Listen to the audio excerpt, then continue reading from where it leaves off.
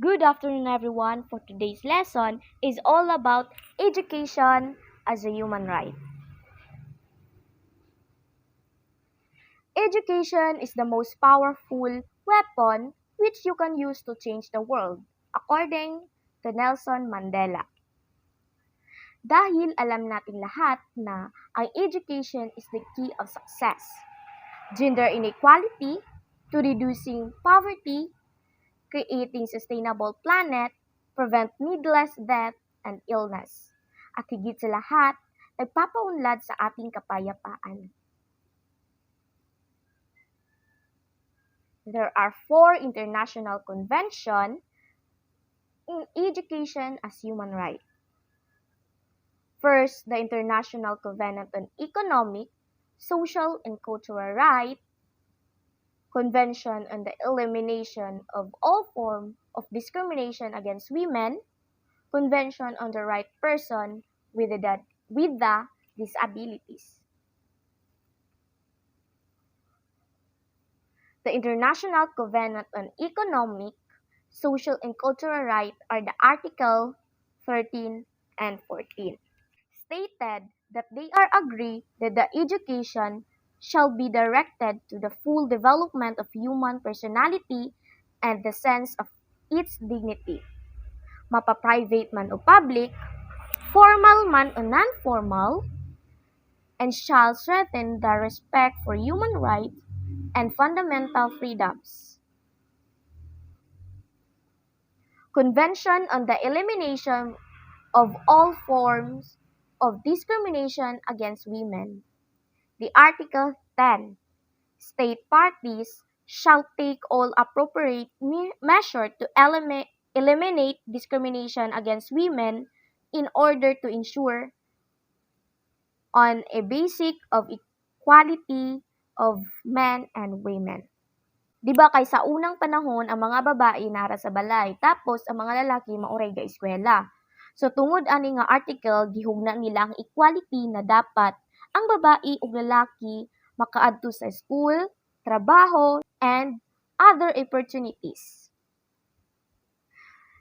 And the last, Convention on the Right Person with the Disabilities, the Article 24, Education. State parties recognize the right person with the disabilities to education with a view to realizing this right without discrimination and on basis of equal opportunity. So dili kay na kay disability, di na ka pwede mo ato eskwelahan, wala na kay karapan mo ato eskwelahan. Sa help ani gihugna gihapon ang equality nga ang mga naay disabilities makaadto or maka-access inclusive, quality, and free primary education and secondary education. So we are all equal. For example, ang nakikato, nag-school sa SPAD. Remember, in 2000, the United Nations targeted universal primary education for all by 2015.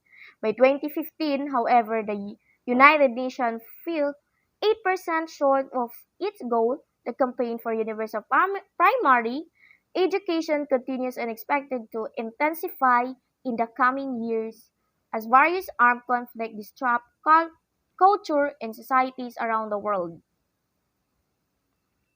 The 3 phases of right education. First, education enables individuals to exercise all their rights. Second, all children have a right to quality education. The third, all children must be given same educational opportunities. The first, education enables individuals to exercise all their rights. Tungod sa edukasyon, we are all know about our right. Makatrabaho tag nice ug dako tag sweldo. Participate fully and in the politics process, makatabang sa atong kapwa ug mapaunlad nato ang pagkapantay-pantay or equality na katarungan. And the second, all children have right to quality education.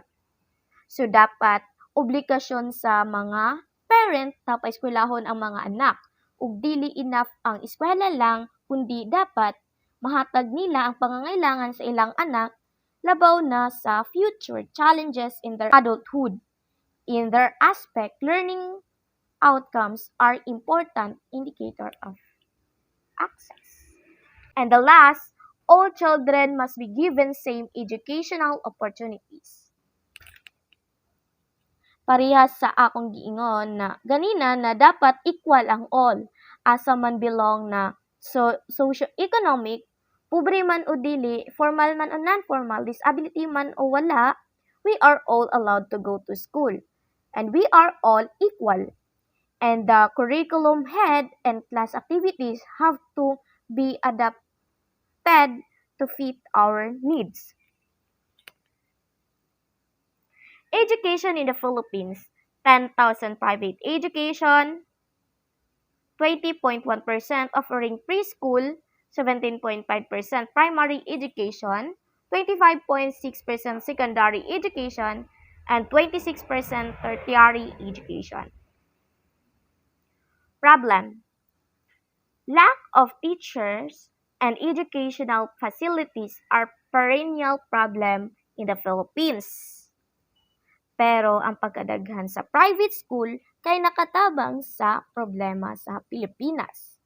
Pero ayon kay Kensha Singh, the UN Special Report on the Right to Education, na ana siya nga ang pagtaas sa private education kay kakulangan sa gobyerno nga dapat obligasyon nila na tagaan og libre ug high quality education ang mga citizen. Ana pud siya na education is not privilege of the rich and well-to-do. It is inalienable right of every child. Provision of basic education free of cost in core obligation of states. The problem with privatization of education does not end with basic education. As state colleges are rare in many countries, there are unequal access to higher education. In the Philippines, until recently, a family must have at least 50,000 per child per year in order to send their children to state university. While free college education in the country is currently being implemented, there is no assurance as to how long it will continue. Moreover, most state universities and colleges can only accommodate a number of students, and a vast majority of secondary school graduates must enter private university for tertiary education.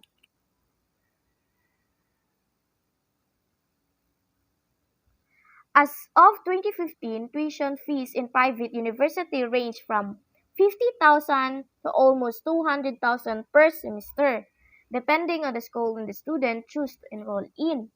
So, it depends sa imong gipa-enrollan na school.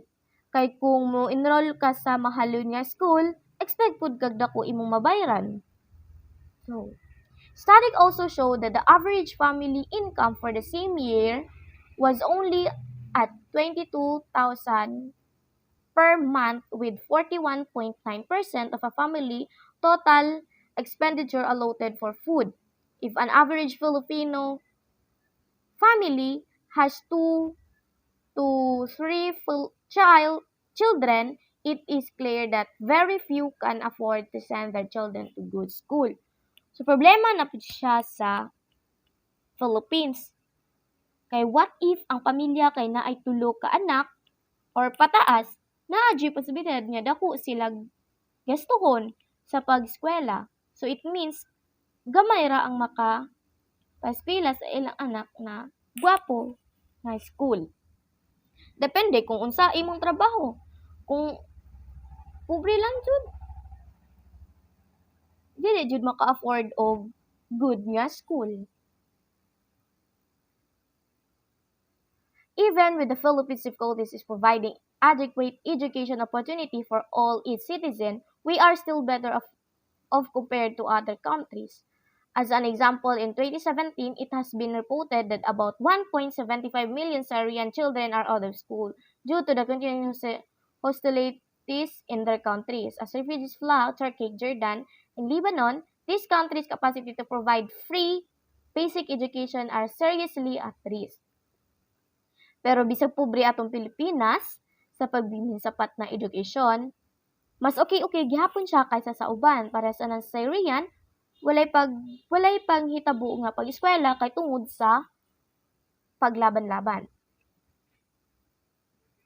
And the last, in August 2017, Philippines President Rodrigo Roa Duterte signed Republic Act 10931 or the Universal Access to Quality Tertiary Education Act, which tungod ani na law, the student in state university and colleges, local universities and colleges, and state-run TechVoc school will no longer worry about paying tuition. And that's all. Thank you.